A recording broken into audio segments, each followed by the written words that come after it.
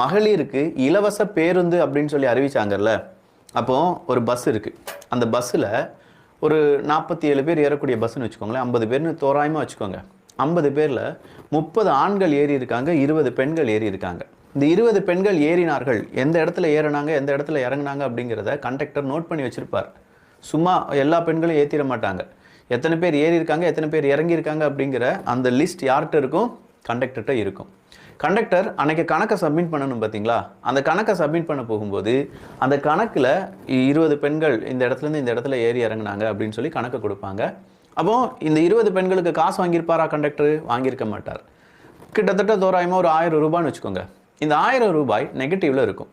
இந்த 1000 ரூபாய் யார் கொடுப்பாங்கன்னா, நாமெல்லாம் வரி செலுத்துகிறோம் பார்த்தீங்களா? இந்த வரி செலுத்தக்கூடிய பணத்திலிருந்து நம்ம தமிழக போக்குவரத்து கழகத்துக்கு அந்த 1000 ரூபாயை கொடுப்பாங்க.